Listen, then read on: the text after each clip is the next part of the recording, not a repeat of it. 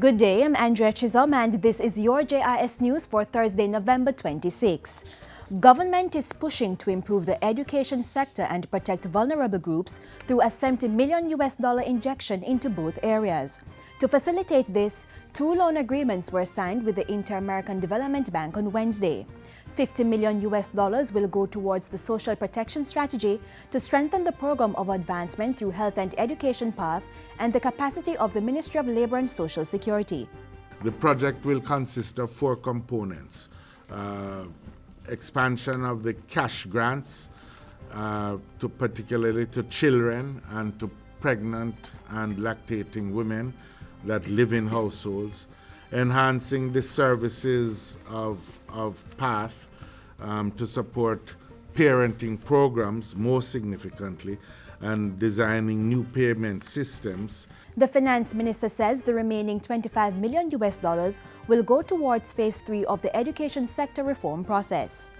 The reforms that are supported in this program in the educational sector includes the modernization of the management structures of the Ministry of Education, improvements to be undertaken to the curriculum, teaching, learning, and particularly to school management.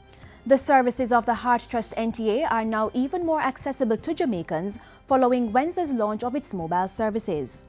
I am elated that the mobile carrier coach will deliver the full range of heart services to the people. This will include retirement applications, career services, job placement, and placement in on-job training. Golden Grove and the surrounding communities in St. Thomas will be the first to benefit from Heart's mobile coaching services, which is expected to be expanded to other communities across Jamaica. Wednesday's launch also served as the official opening of Heart's mobile welding lab at the St. Thomas Technical High School. Through the mobile welding lab, the agency is demonstrating one skill area to potential applicants. What we are doing is equipping them with the fundamentals of education and of skill training, which will allow them the nimbleness and the versatility to adapt themselves in any skill area that is available. The Jamaica Urban Transit Company JUTC is projecting increased revenues of $5.2 billion by the end of this fiscal year. This is an improvement of over $4.7 billion earned in 2014-2015 and $2.8 billion in the 2011-2012 fiscal year. At a November 20 media briefing, JUTC's Managing Director Colin Campbell said revenues were at almost $3 billion for the first 7 months of the fiscal year. The deficit for the month of October was only $17 million. Those kind of numbers were unheard of in Jamaica Urban Transit Company before. We only lost $17 million last month. Mr. Campbell said the projected increase was based on several factors, including an addition to the fleet of buses from just over 240 in 2012-2013 to the current complement of 452. Other contributing factors include a 50% increase in commuters, boost in the staff complement, and a lower than projected deficit for the first half of the fiscal year. The JUTC is also expected to benefit from weekly fuel savings totaling approximately $25 million due to lower prices. Ground was broken recently for the construction of a $16 million community resource center in Linstead, St. Catherine. The project is to benefit hundreds of residents. It is among 25 resource centers being established across the island under Phase 2 of the $1.4 billion Community Empowerment and Transformation Project Comet 2. This community resource center will be critical to the continued growth of Linstead and surrounding communities. It will provide a base of operations for the CDC, as well as offices for community-based policing.